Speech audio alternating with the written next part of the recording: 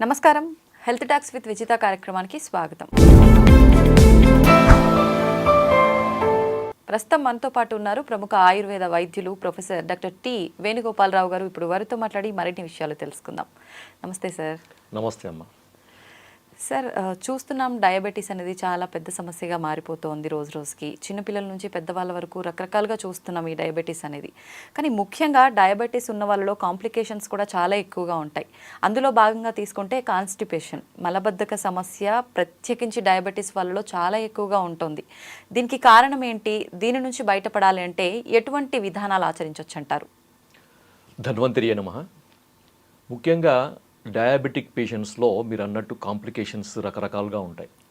వాటిల్లో chronic diabetics అంటే sugar వచ్చి ఒక 10 సంవత్సరాలు దాటిన పేషెంట్స్ మనం క్రానిక్ డయాబెటిక్స్ లాగా భావించవచ్చు. దీర్ఘకాలంగా డయాబెటీస్తో బాధపడే వాళ్ళు. అటువంటి వాళ్ళలో 100లో 60% మందికి మలబద్ధత సమస్య అనేది ఒక కాంప్లికేషన్ లాగా ఉంటుంది అనమాట. ఆల్మోస్ట్ హాఫ్కి పైన ఈ సమస్య ఉంటుంది. కాకపోతే ఏంటంటే చాలా మంది దీనికి ఏదో రకరకాల చిట్కాలు, గృహ వైద్యాలని, చిన్న చిన్న రెమెడీస్ అని, లేదంటే ఏదో చూర్ణాలని, లేకపోతే ఇంకేదో టాబ్లెట్స్ అని రకరకాలుగా వాడుతుంటారు. కానీ ఆయుర్వేద పరంగా ఈ సమస్యకి ఒక స్పెసిఫిక్గా కొన్ని రెమెడీస్, కొన్ని మనకి మూలికలు ఆయుర్వేదంలో ఉన్నాయన్నమాట. సో ఆ సమస్యకు తగిన విధంగా మనము మందు వాడితే ఈ సమస్య నుంచి బయటపడవచ్చు. ఇది ఎలా ఉంటుందంటే మీకు చిన్న ఎగ్జాంపుల్ చెప్తాను. మనకి మలబద్ధతకు సంబంధించిన మందులు చాలా ఉన్నాయి, కొన్ని వందలు ఉన్నాయి. దాంట్లో త్రిఫల చూర్ణము, పంచసకార చూర్ణం అని ఇట్లా చాలా అంటే చాలా ఉన్నాయి. అవన్నీ కూడా ఆయుర్వేదంలో చెప్పబడ్డే, కానీ వాటికి ఒక ప్రత్యేకమైన ఒక అంశం ఉంటుందన్నమాట. అంటే ఎక్కడ వాడాలి అనే దాన్ని బేస్ చేసుకొని దాన్ని ఫార్ములేట్ చేశారనమాట. అంతే తప్ప ప్రతి మలబద్ధతకు సంబంధించిన మెడిసిన్ ప్రతి కండిషన్లో ప్రతి ఒక్కరిలో పనిచేయదు.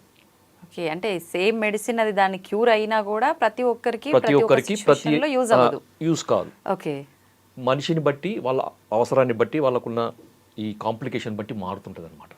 ముఖ్యంగా ఈ ఎవరిలో అయితే ఈ మలబద్ధత సమస్య, ప్రమేహ వ్యాధి అంటే మనకి డయాబెటిక్ పేషెంట్స్లో ఉంటుందో వాళ్ళకి రావడానికి కారణం ఏందో ముందు చూద్దాం మనం. ఓకే, దాంతో ఏంటంటే మనకి ఏం వాడాలనేది ఈజీగా తెలుస్తుంది, ఎలా వాడాలనేది ఈజీగా తెలుస్తుంది. సో దాంట్లో ముఖ్యంగా ఏంటంటే క్రానిక్ డయాబెటిక్ పేషెంట్స్లో మనకి పేగుల కదలికకు సంబంధించిన నరాల వ్యవస్థ ఉంటుందన్నమాట. అంటే మనం భోజనం చేసిన తర్వాత ఈ పేగుల కదలికను అది మనకు కంట్రోల్ చేసే ఒక నరాల వ్యవస్థ ఉంటుంది. ఆ నరాల వ్యవస్థ అనేది పేగుల గోడల్లో సన్నటి నరాలతోని ఎండవుతుంది అనమాట. మనకి వెంట్రుక ఎంతైతే మందంగా ఉంటుందో అంత సన్నటి ఈ నరాలు మనకి ఎండ్ పార్ట్స్ ఆఫ్ ది ఈ గట్ అంటారు. సో అక్కడ సప్లై చేస్తుంది. సో ఈ షుగర్ వ్యాధి వచ్చిన వాళ్ళలో ఏమవుతుందంటే ఆ సన్నటి నరాల వ్యవస్థ అనేది దెబ్బతింటుంది అనమాట, డ్యామేజ్ అవుతుంది. అంటే క్లోజ్ అవ్వడము అలా ఉంటుంది, డ్యామేజ్ అవుతుంది అనమాట. అంటే అది పని చేయదన్నమాట. సో దానికి ఏదైతే పని మనం ఉంటుందో, ఏదైతే పని చేయాలో ఆ పని చేయదు అది, ఎందుకంటే అది డ్యామేజ్ అయిపోయింది. ఫర్ ఎగ్జాంపుల్ మనకి లైట్ వెలగాలంటే వైర్ కావాలి. వైరే సరిగా లేదంటే, వైర్ డ్యామేజ్ అయింది అనుకోండి, ఏమవుతుంది? సో అదే విధంగా మనకి వైరింగ్ సిస్టమ్ అనమాట మన బాడీలో, నర్వస్ సిస్టమ్ అంటే. సో ఇక్కడ మనకి పేగుల కదలిక సంబంధించిన నరాల వ్యవస్థలో సన్నటి నరాలు అనేవి దెబ్బతినడము, డ్యామేజ్ కావడం దీంట్లో జరిగేది అనమాట.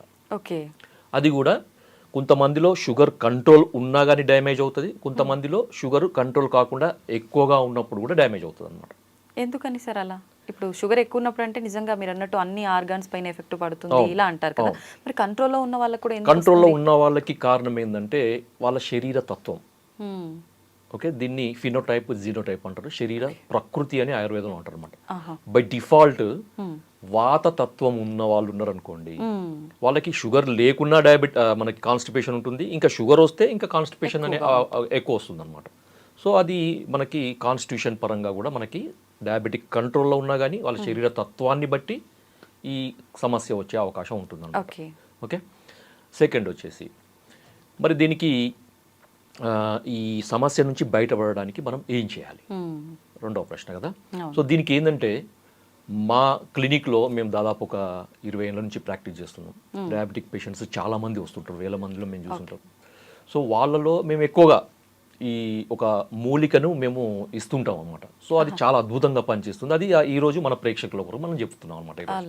సో దాని పేరు ఏంటంటే చూడమ్మా, ఇది ఓకే, ఏ మూలిక సార్ ఇది? సో దీని పేరు కటుక రోహిణి అమ్మ. తెలుగులో దీన్ని కటుక రోహిణి అంటారు. కటుక రోహిణి. ఓకే.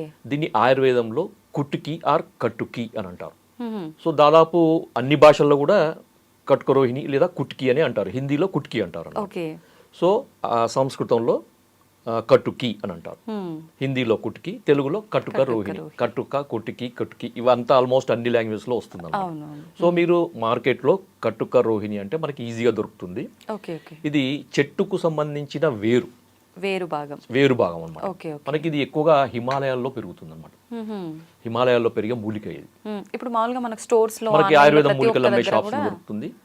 లేదు అంటే ఆన్లైన్ లో కూడా మీరు కట్టుకి లేకపోతే కటుక రోహిణి అని కొట్టండి, దొరుకుతుంది. ఇప్పుడు బాగుంది సార్, మీరు సమస్య చెప్పారు, దానికి పరిష్కారం ఏంటి అంటే ఈ మూలిక అని చెప్పారు. మరి ఈ మూలికను తీసుకొచ్చాము, దీన్ని ఎలా ఉపయోగించాలి? తప్పకుండా అది ఎట్లా అంటే మీరు మామూలుగా మీరు మార్కెట్లో తీసుకొచ్చింది కానీ లేకపోతే మీరు ఎక్కడి నుంచి తెప్పించుకున్నది కానీ దీన్ని పొడి చేసుకోవాలమ్మా. పొడి చేసుకోవాలంటే మీరు మామూలుగా ట్రెడిషనల్గా దంచి కానీ రోట్లో వేసి దంచి వస్త్రగాలితం పట్టి పొడి చేసుకొని స్టోర్ చేసుకోవచ్చు. లేదు మాకు అది చేత కాదు, మాకు రో లేదు అంటే మీరు డైరెక్ట్ మిక్సీలో వేసి మీరు పొడి చేసుకొని వస్త్రగాలితం చేసుకొని సన్నటి పొడి చేసుకొని మీరు స్టోర్ చేసుకో. లేదు పొడి రూపంలో దొరకదా? అదే అంటున్నాయి. ఇప్పుడు ఈ రెండు కూడా మాకు వీలు కాదు అంటే డైరెక్ట్ మీరు పొడి రూపంలో దొరుకుతుంది మీకు, అది తెప్పించుకోవచ్చు. సో మనకు ఓవరాల్ గా పొడి కావాలి మనకి. సో ఈ పొడిని వాడే విధానం ఏంటంటే ప్రతిరోజు కూడా సాయంత్రం పూట అమ్మ, అంటే చాలా మంది ఈ కాన్స్టిపేషన్ కు సంబంధించిన ఈ మెడిసిన్స్ అన్ని రాత్రి పడుకునేటప్పుడు వాడతారు. అవును కదా. అవును. కానీ ఇక్కడ మనం ఏంటంటే ఈ షుగర్ పేషెంట్స్ కు సంబంధించిన కాన్స్టిపేషన్ లో ఏమవుతుందంటే నేను ఇంతకుముందు చెప్పిన పేగుల కదలిక తగ్గుతుంది. నరాల వ్యవస్థ దెబ్బతినడం వల్ల పేగుల కదలిక తగ్గుతుంది. తగ్గడం వల్ల పేగుల కదలిక చాలా స్లోగా అవుతుంది అనమాట. స్లోగా కావడం వల్ల ఏమవుతుందంటే మనకు ఫీసిస్ మలం అంటారు కదా, ఎక్కువసేపు పేగులలో ఉంటుంది. దాంతో ఏమవుతుందో దాంట్లో ఉండే వాటర్ అంతా అబ్జర్వ్ అవుతుంది అనమాట.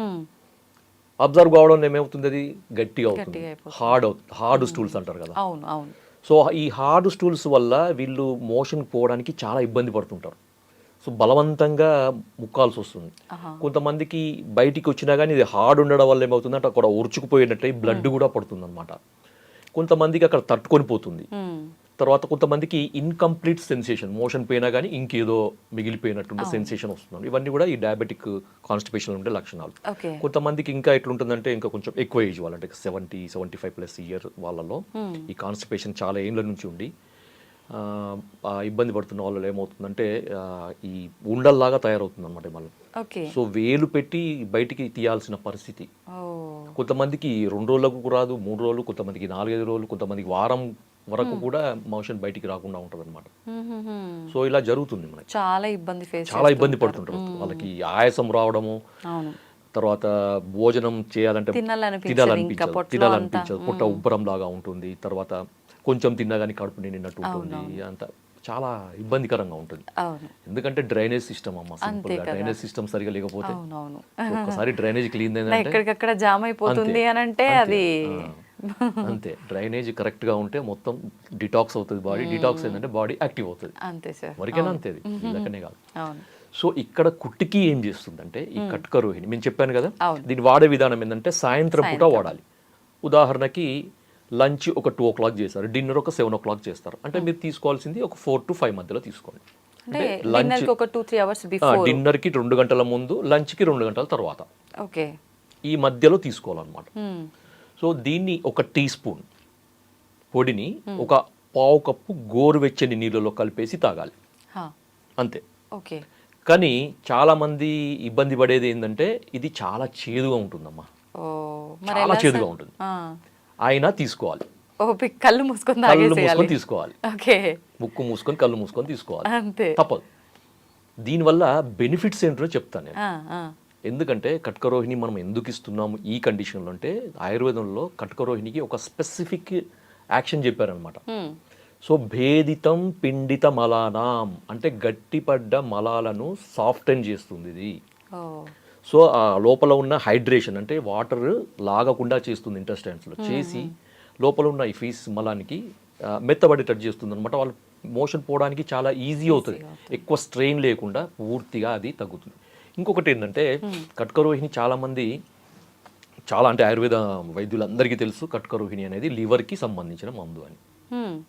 ఎందుకంటే లివర్ యొక్క ఫంక్షన్ కూడా ఇది రిస్టోర్ చేస్తుంది అనమాట. కొంతమందికి లివర్ ప్రాబ్లం వల్ల కూడా కాన్స్టిపేషన్ రావచ్చు. ఓకే, డయాబెటీస్ పేషెంట్లో నరాలతో వల్లనే కాకుండా కొన్నిసార్లు లివర్ ప్రాబ్లం వల్ల కూడా రావచ్చు. నరాల వ్యవస్థ బాగానే ఉండి అలాంటి ప్రాబ్లం ఉన్న వాళ్ళకి కూడా ఇది వల్ల సెట్ అవుతుంది. ఎందుకంటే మనకు లివర్ ఫంక్షన్ టెస్ట్లో ఎస్జిపిటి అనే ఎంజైమ్స్ ఉంటాయి, లివర్ ఎంజైమ్స్.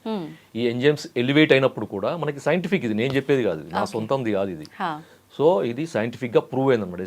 ఎస్జిఓటి లెవెల్స్ని ఇది రెడ్యూస్ చేస్తుంది, బిలియరీ సీక్రెషన్ని కంట్రోల్ చేస్తుంది, రెగ్యులేట్ చేస్తుంది. కాబట్టి ఇలాంటి సమస్య ఉన్న వాళ్ళు కూడా దీన్ని ఖచ్చితంగా వాడుకోవచ్చు.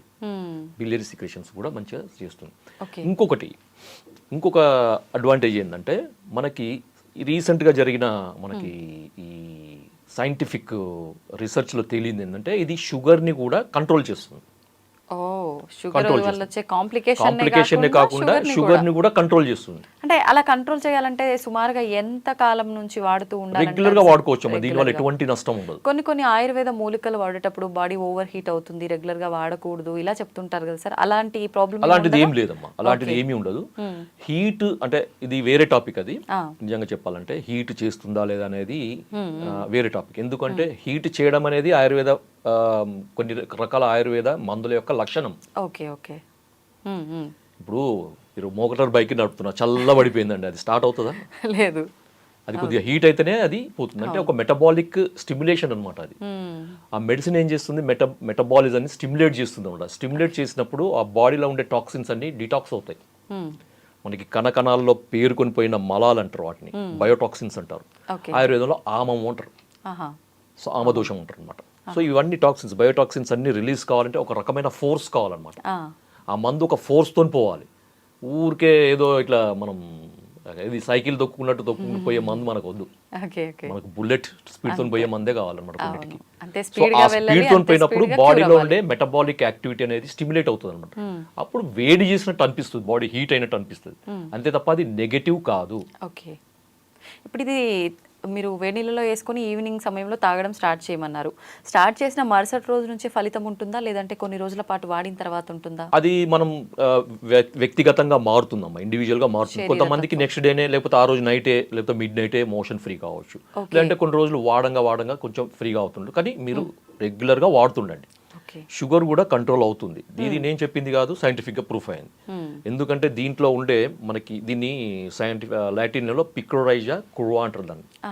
ఓకే, దీన్ని ఇంగ్లీష్లో మనకి టెక్నికల్గా ఈ ఏమంటారు ట్రేడ్ నేమ్ ఏంటంటే హెలిబోర్ అంటారు, హెలిబోర్. సో దీంట్లో పిక్రోరైజిన్ అనే ఒక కెమికల్ ఉంటుందన్నమాట, ఒక బయోకెమికల్ రసాయనం. దాంట్లో బయోకెమికల్ అంటారు, లేకపోతే యాక్టివ్ ఇంగ్రీడియంట్ అంటారు, ఫైటోకెమికల్స్ అంటారు. సో ఇది ఏం చేస్తుందంటే మనకి బ్లడ్లో ఉండే మనకి ఇన్సులిన్ కావాలి కదా, మనకి బ్లడ్లో ఉన్న రక్తం అనేది కణాలకి పోవాలంటే ఇన్సులిన్ అవసరం. ఓకే, తర్వాత ఈ ఇన్సులిన్ ఇన్సులిన్ యొక్క సమక్షంలో ఈ ఏమంటారంటే ఈ షుగర్ అనేది లోపలికి పోవాలంటే ఒక ట్రాన్స్పోర్టర్ సిస్టమ్ కావాలన్నమాట, GLUT4 అంటారు దాన్ని. ఓకే, ఆ ట్రాన్స్పోర్ట్ అనేది మనకి కణాలలో ఉంటుంది, శరీర కణాలలో ఉంటుంది అనమాట. సో ఆ ట్రాన్స్పోర్ట్ ద్వారానే ఈ షుగర్ అనేది బ్లడ్ నుంచి లోపలికి వస్తుంది, లేదంటే బ్లడ్లోనే పేరుకొని పోతుంది. సో ఆ ట్రాన్స్పోర్ట్ సిస్టమ్ సవ్యంగా పనిచేయాలంటే ఇన్సులిన్ కావాలి. సో ఈ దీంట్లో పిక్రోరైజిన్ లేకపోతే కుట్కిన్ ఏం చేస్తుందంటే ఈ మన శరీర కణాలలో ఉండే ఈ GLUT4 ట్రాన్స్పోర్ట్ని సెల్ ఇట్లా ఉంటుంది కదా కణం, ఆ కణం యొక్క పొరకి చేరుస్తుంది అనమాట. దీన్ని ట్రాన్స్లోకేషన్ అంటారు అనమాట. అంటే మనకి గ్లూకోజ్ ట్రాన్స్పోర్టర్స్ని ట్రాన్స్లోకేట్ చేసే యాక్టివిటీ ఉంది. కాబట్టి ఏంటంటే రక్తంలో ఉన్న షుగర్ అనేది సెల్ లోపలికి వస్తుంది, మన శరీర కణాలలోకి వస్తుంది, దాంతో రక్తంలో ఉండే షుగర్ తగ్గుతుంది.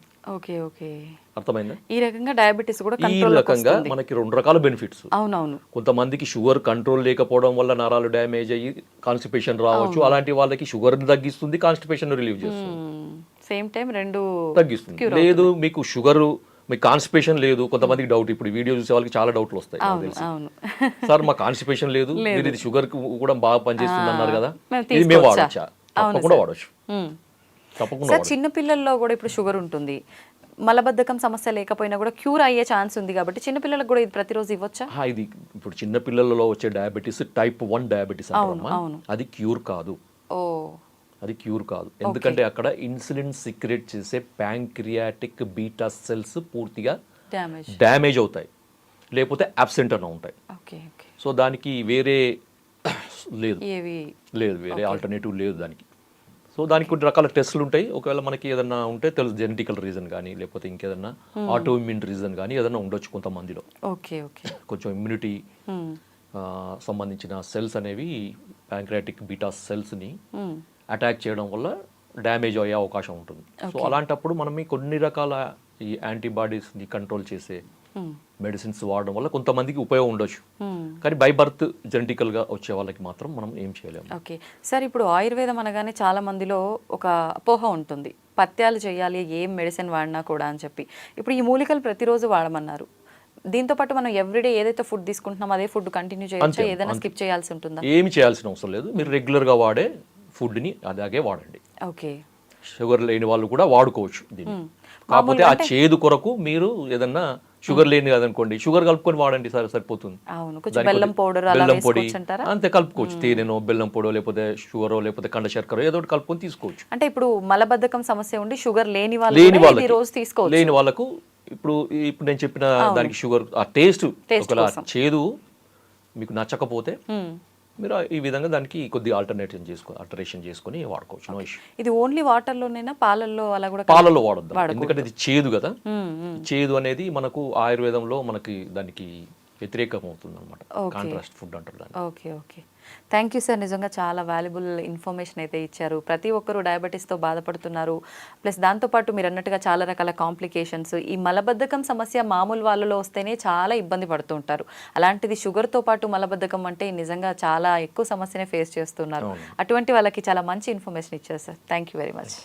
And for more videos, please subscribe to iDream. Please subscribe to iDream. Please subscribe iDream. And please subscribe to iDream. For more videos, subscribe to iDream. please like, share and subscribe to the channel. Congratulations, iDream. Subscribe to iDream. Subscribe to iDream. So subscribe to iDream Media. iDream team అందరికి huge congratulations. Please subscribe iDream Media. Please subscribe to iDream. Subscribe iDream. Please subscribe to iDream. iDream అంటే నా కళల ఛానల్ను subscribe చేసుకున్న నోరు తిరుగుతలేదు, మీరైతే గంట గుర్తు కొట్టండి. For more such videos, please subscribe to iDream. Subscribe to iDream. Please subscribe to iDream. Please subscribe iDream Media. Please do subscribe to iDream. Please subscribe to iDream Media. For best entertainment and information, please subscribe iDream. And don't forget to subscribe to iDream.